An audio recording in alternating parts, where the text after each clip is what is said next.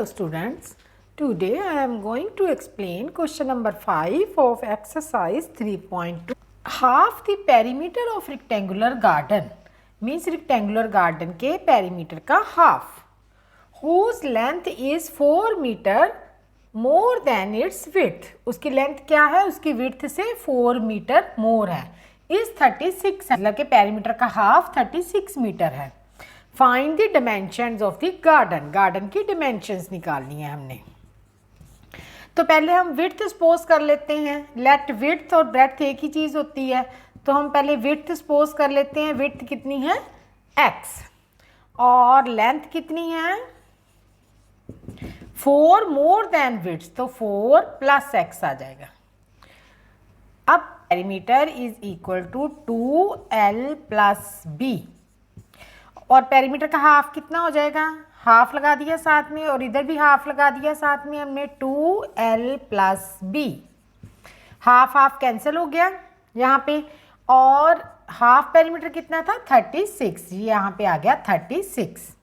अब यहाँ पे हमने लेंथ कितनी सपोज की थी? 4 प्लस एक्स, तो l की जगह पे हमने लिख दिया 4 प्लस एक्स. और ब्रेड्थ और विड्थ कितनी थी? x is equal to 36. 4 plus 2x is equal to 36.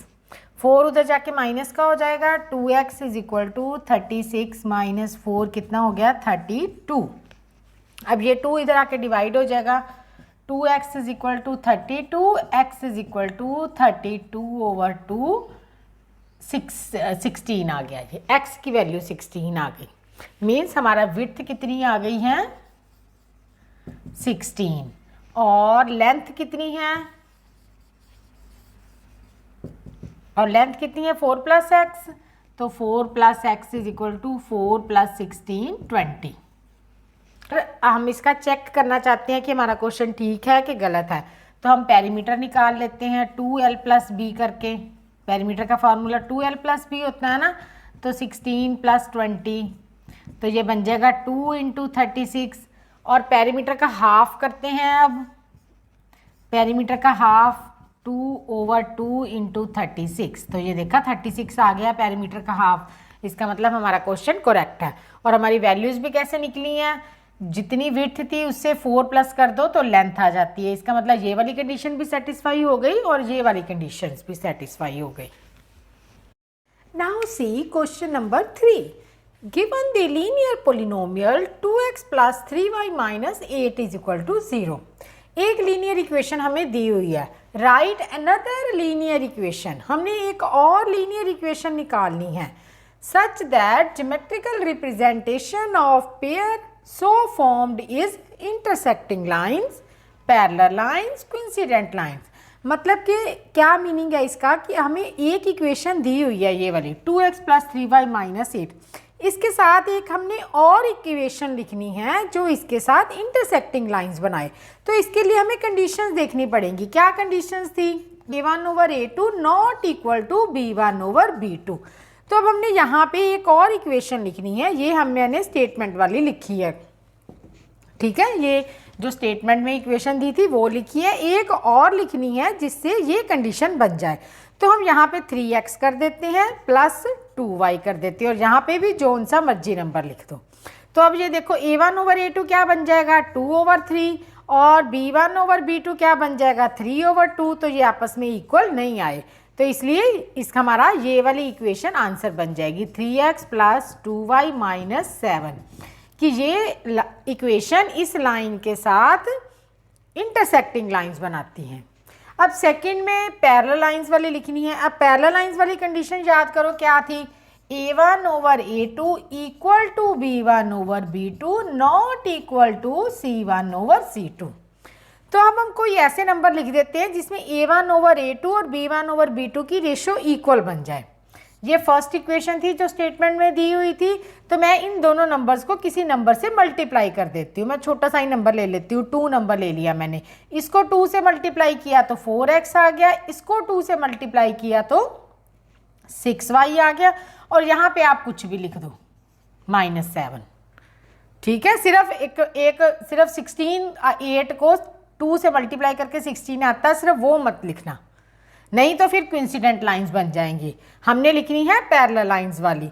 तो हमने इन दोनों नंबर्स को 2 के साथ मल्टीप्लाई कर दिया और यहाँ पे 2 के साथ मल्टीप्लाई करके जो नंबर आता है सिर्फ वो नहीं लिखना, उसके अलावा जौन सा मर्जी नंबर लिख सकते हो। तो अब आपका ये देख लो a1/a2 क्या बना, इसमें 2/4 1/2 बन गया। तो और b1/b2 क्या बना 3/6, ये भी 1/2 बन गया। और c1/c2 क्या बनेगा, ये देखो c1/c2 बनेगा -8/-7, ये बन गया 8/7। तो इसका मतलब पहले दो तो हमारे इक्वल आ गए हैं और थर्ड वाला इक्वल नहीं आया है, तो इसका मतलब ये हमारा आंसर बन जाएगा। इंसिडेंट लाइंस में तीनों ही इक्वल होते हैं, उसकी क्या कंडीशन होती है, a1/a2 equal to b1/b2 equal to c1/c2। तो ये कब बनेगी, जब हम तीनों नंबर्स को किसी नंबर से मल्टीप्लाई कर देते हैं। तो मैं 2 से ही मल्टीप्लाई कर देती हूँ, 4x + 6y - 16। जब 2/4 करेंगे तो हमारे पास 1/2 आ जाएगा, ये बन गया a1/a2। इसी तरह से b1/b2 क्या बन जाएगा 3/6, कटिंग होके 1/2 आ गया। फिर ऐसे ही c1/c2 -8/-16, ये भी 1/2 हो गया। तो तीनों इक्वल आ गए, तो इसका मतलब ये वाली जो इक्वेशन है ये हमारा इस पार्ट के लिए आंसर हो गया। इस लाइन को इस लाइन के साथ ग्राफ पे बनाते हैं तो कोइंसिडेंट लाइंस बनती हैं। See question number 7, draw the graph of x - y + 1 = 0 and 3x + 2y - 12 = 0। हमने इनके ग्राफ ड्रॉ करने हैं। मैंने अब इन्हीं इक्वेशंस के ग्राफ ड्रॉ करने के लिए हम इनके पहले सॉल्यूशंस निकालेंगे, ठीक है। तो पहली इक्वेशन थी x - y + 1 = 0। तो इसके सॉल्यूशंस लिखने के लिए हम टेबल ड्रॉ कर लेते हैं। x - y + 1 = 0। बड़े सिंपल से सॉल्यूशंस निकालने लगी हूँ मैं यहाँ पे।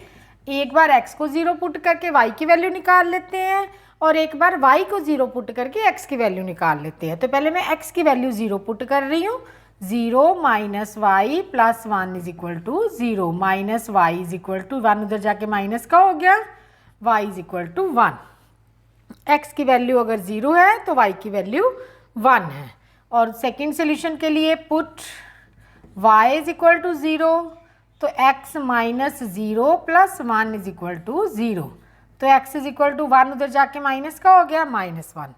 अगर y की वैल्यू 0 है तो x की वैल्यू -1। ये हमारे पास फर्स्ट इक्वेशंस के सॉल्यूशन आ गए हैं। अब दूसरी के निकालते हैं। 3x + 2y - 12 = 0। इसके लिए भी मैं पहले ऐसे ही करने लगी हूँ। पुट x = 0, x की जगह पे 0 लगा देंगे और ये 0 + 2y - 12 = 0। 2y = 12, y = 12/2 6। क्या किया, अगर x की वैल्यू 0 आई है, टेबल ड्रॉ कर लेते हैं सेकंड इक्वेशन के सॉल्यूशंस लिखने के लिए। अगर x की वैल्यू 0 पुट की तो y की वैल्यू 6 है। अब हम सेकंड सॉल्यूशन निकालने के लिए पुट y = 0, y को 0 पुट करते हैं तो ये वाली टर्म 0 हो जाएगी। 3x + 0 - 12 = 0। 3x = 12, x = 12/3 4। क्या y को हमने 0 पुट किया तो x की वैल्यू 4 आ गई। ये हमारे पास सॉल्यूशंस आ गए हैं। अब हम इन्हीं सॉल्यूशंस को ग्राफ पे लगाएंगे। पहला x 0 तो y 1, कहाँ पे पॉइंट आएगा, x 0 y 1, y पे 1 ये रहा, तो ये पॉइंट आ गया 0 1। नेक्स्ट अगर x -1 तो y 0, x का -1 कहाँ पे है, यहाँ पे x का -1 और y का 0, तो यहीं पे पॉइंट आ जाएगा -1, 0। तो इन दोनों पॉइंट्स को ज्वाइन करके हमारे पास ये इस तरह से ये एक लाइन की इक्वेशन बन गई, x - y + 1 = 0। अब दूसरा कौन सा है, x 0 y 6। x अगर 0 है तो y 6 है, ये वाला पॉइंट बन गया हमारा 0, 6। x 0 और y 6 x का 0 के सामने और y के 6, x4 y0, x4 है तो y के 0 के सामने 0 यही वाला होता है, तो ये पॉइंट आ गया एक हमारे पास 4,0। अब इनको हम ज्वाइन करेंगे, ये दोनों पॉइंट ज्वाइन करके ये सेकेंड लाइन की इक्वेशन आ गई। अब देखो क्वेश्चन में एक बार देखो, हमने एक ट्रायंगल निकालना था जो इन दोनों लाइनों से बनता था एंड एक्स एक्सिस और एक्स एक्सिस से बनता था। एक्स एक्सिस हमारी ये वाली लाइन होती है और ये दोनों लाइनें ये है कि इन तीनों लाइनों से ट्रायंगल कौन सा बना, ये वाला ट्रायंगल बन गया बीच वाला, और इसको हमने शेड करना है, इसको आपने ये वाले ट्रायंगल को शेड कर देना है। ये इस तरह से ये ट्रायंगल शेड हो जाएगा। ये ट्रायंगल बना है जो उसने कहा है कि ये वाली दोनों लाइनों से और एक्स एक्सिस से ये ट्रायंगल बन गया, ये जो इस तरह शेडिंग हो गई है।